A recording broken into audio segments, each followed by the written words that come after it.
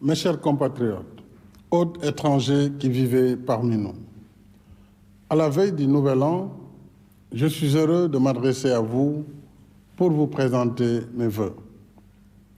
Ce soir, mes pensées vont d'abord vers les êtres chers qui nous ont quittés.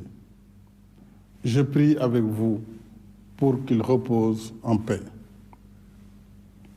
J'exprime ma compassion à nos malades et leur souhaite prompt rétablissement. Pour la deuxième année consécutive, je m'adresse à vous dans le contexte difficile de la pandémie Covid-19. Le virus est toujours là et le nombre de cas positifs est en nette augmentation depuis quelques semaines. Une fois de plus, j'appelle au respect des règles sanitaires, au port du masque et à la vaccination. Surtout que le vaccin est disponible, avec plus de 5 millions de doses reçues à ce jour, et que c'est le seul moyen de prévenir les cas graves.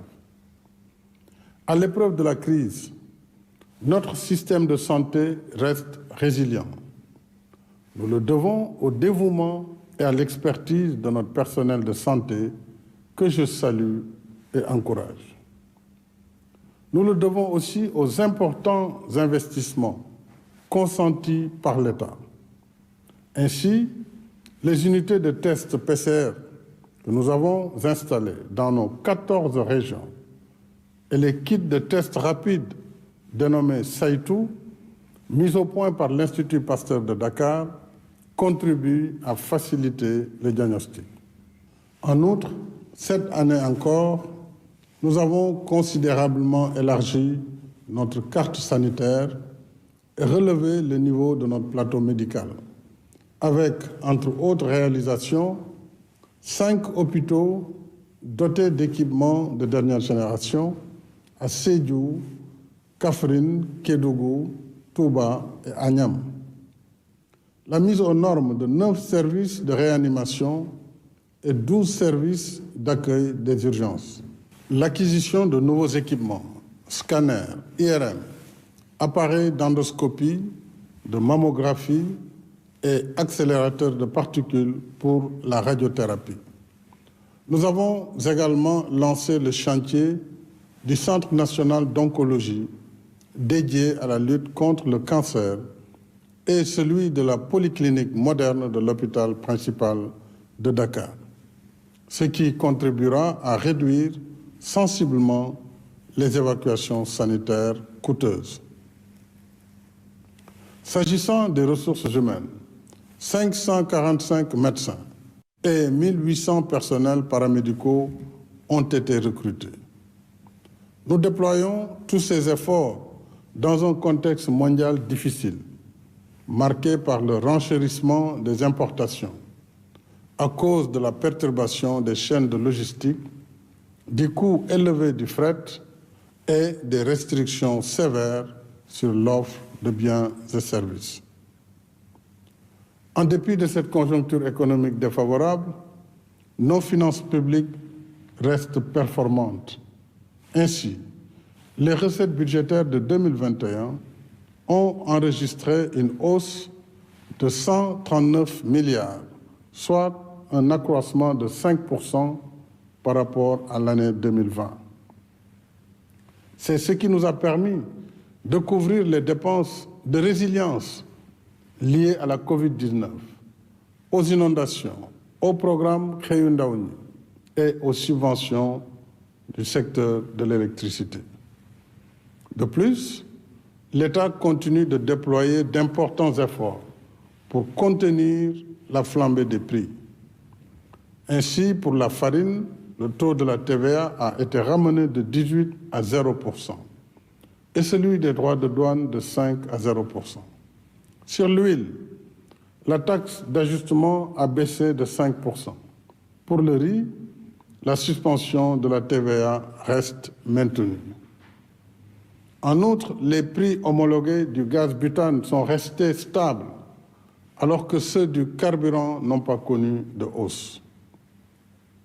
Les mesures de résilience face aux chocs extérieurs montrent aussi notre vulnérabilité vis-à-vis de l'étranger et la nécessité de réaliser au plus vite notre souveraineté alimentaire à la faveur du plan d'action prioritaire, ajusté et accéléré, dont l'agriculture, la pêche et l'élevage restent les piliers majeurs. C'est pourquoi l'État a consenti un investissement de 60 milliards de francs CFA en matériel et intrants agricoles pour la campagne agricole qui a généré des récoltes en hausse, notamment pour le riz, l'arachide, le manioc, le niébé, le coton, entre autres spéculations. En soutien aux producteurs, le prix plancher du kilogramme d'arachide a été maintenu à 250 francs CFA.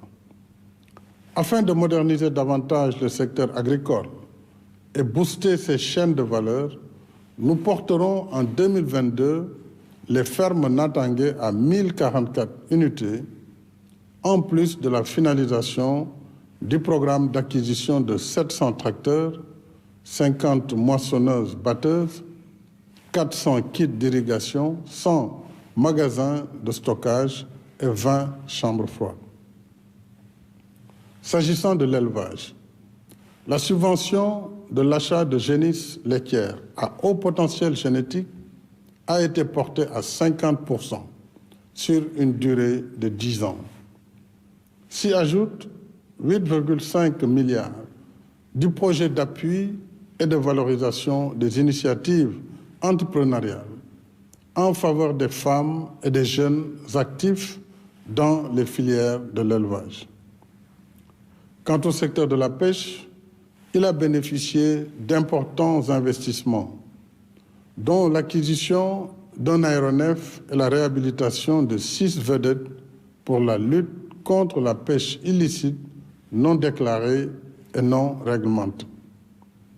La distribution à ce jour de 2257 moteurs au titre du programme de soutien à la pêche artisanale. Un programme test de 269 balises pour la géolocalisation des embarcations de pêche artisanale dans les régions de Dakar, Thiès, Louga, Saint-Louis, Fatick et Ziguinchor, et l'acquisition de 55 camions frigorifiques.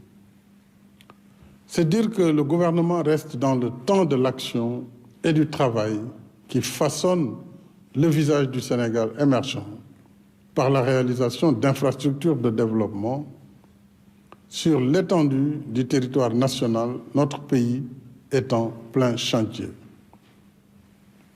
Le 27 décembre dernier, nous avons inauguré la première phase de la ligne du TER de Dakar à Diamniadio, qui sera prolongée jusqu'à l'aéroport international Blaise Diagne. D'autres projets également importants dans l'amélioration de la circulation des personnes et des biens ont été finalisés, notamment les routes Fadiara-Bakel, Tambacounda-Goudiri, la boucle du Blouf entre Tandiem, Thionck-Essyl, Balengor et Koutangor, la route Kaffrine-Nganda, les emblématiques ponts de Foundiougne et Marsassoum, ainsi que les autoponts du rond-point de Yoff et de la cité Lobat Fall.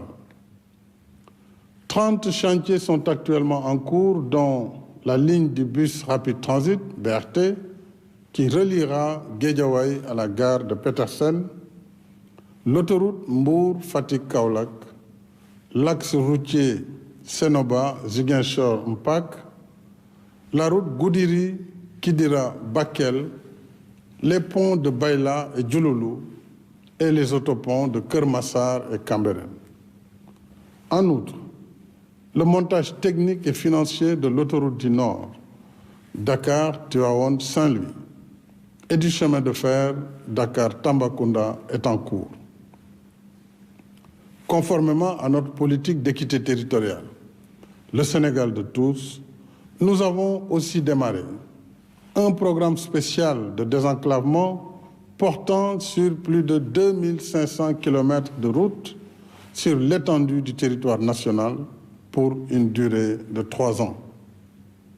Les chantiers de ce programme spécial mobiliseront 60 entreprises sénégalaises, plus de 300 sous-traitants et généreront plus de 50 000 emplois. Ce programme comprendra, entre autres chantiers, le Dandemayo sur 150 km avec une dizaine de ponts, la deuxième boucle du Boudjé sur plus de 80 km, la boucle du Fogny, la route Mekhe-Pekes-Darumarnan, Bambey-Baba Garage, Keur Sambakan, Toubatoul, Baba Garage, Mekhe, Diogo, Fass-Boye, Khombol, Tchadjaï, Nguéniène, la route Bandafassi, Dindefelo et Kédougou, Fongolembi. Sur le transport urbain et interurbain, nous avons procédé au rééquilibrage de la concession de l'autoroute à péage Dakar-Diamniadio-AIBD après 2 années de renégociation du contrat initial qui remonte à 2009. Désormais, la société concessionnaire est ouverte à l'actionnariat national. La redevance domaniale annuelle qui était de 1 000 francs CFA seulement dans l'ancien contrat est maintenant fixée à 2% du chiffre d'affaires de la société avec un minimum de 800 millions par an à payer au Trésor public. En outre, les clauses et échéances de partage des revenus tirés de la concession sur la période 2021-2044 ont été révisées et l'État percevra à ce titre 13 milliards de francs CFA par an. Enfin, l'autoroute sera éclairée jusqu'à l'aéroport.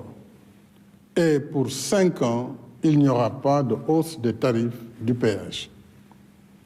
Je suis également heureux d'annoncer que nous engagerons en 2022 la modernisation du réseau de transport en commun de la région de Dakar.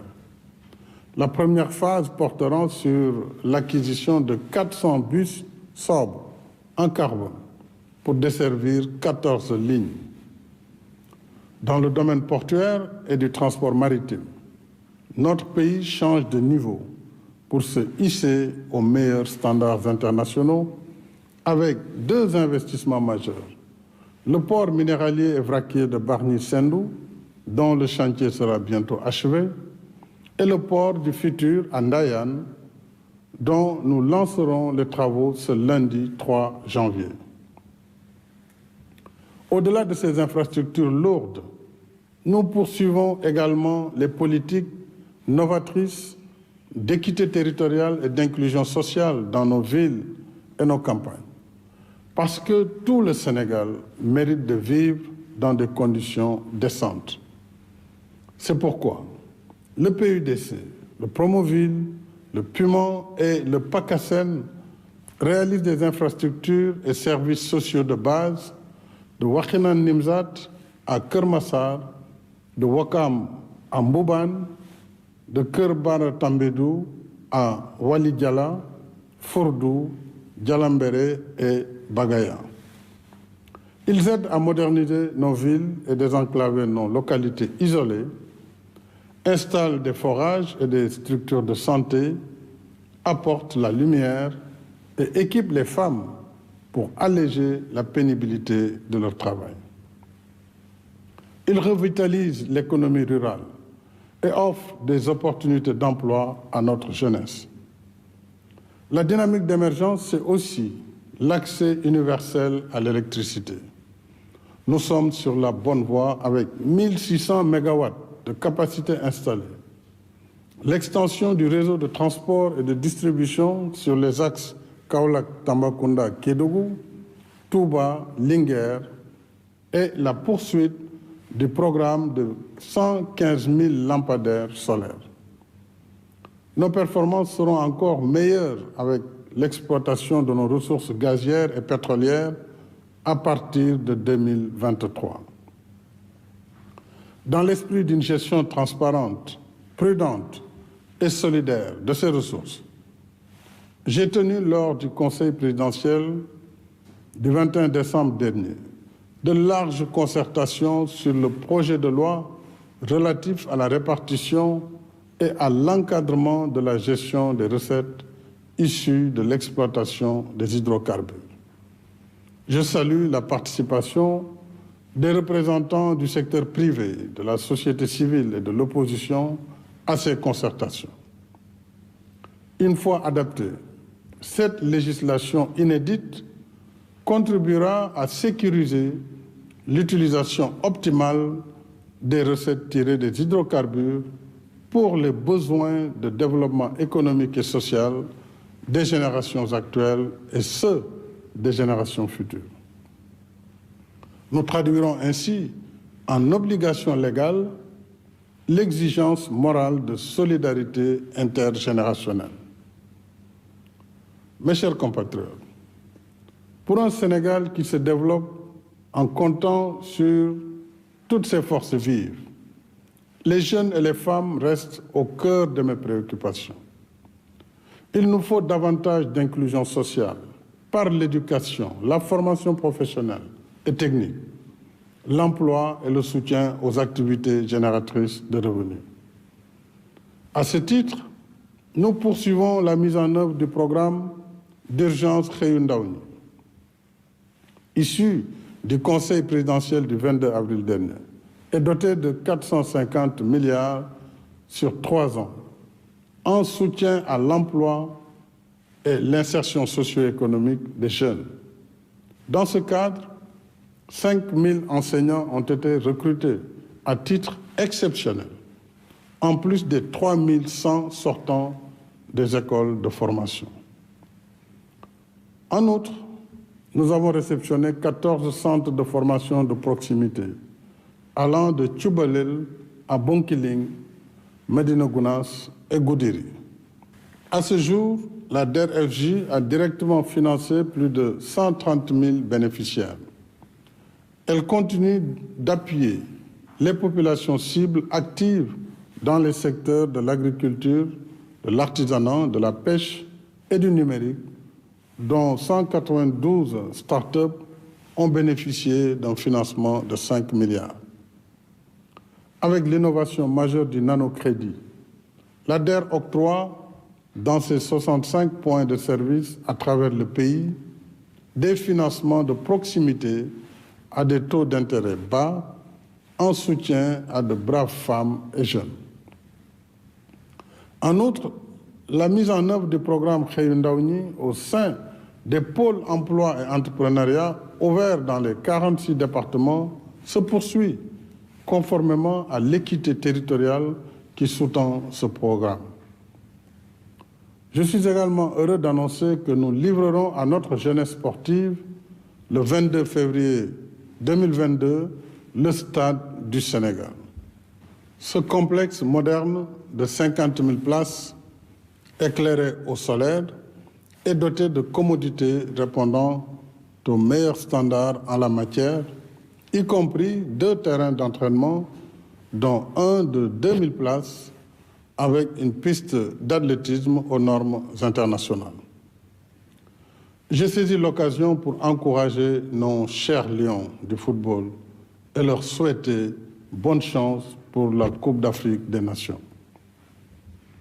Ce soir, je voudrais aussi redire combien je tiens à la poursuite des initiatives et programmes d'autonomisation et de protection des femmes par la lutte contre toutes les formes de violence faites aux femmes et aux filles.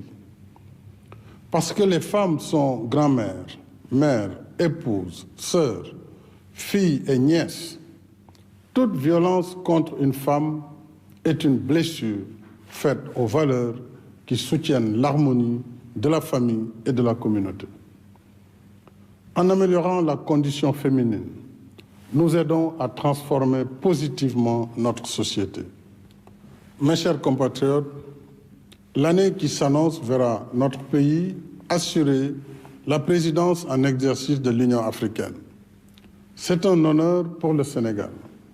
mais surtout une responsabilité que nous assumerons en ayant à cœur la défense des intérêts de notre continent dans l'esprit panafricaniste qui a toujours animé notre diplomatie.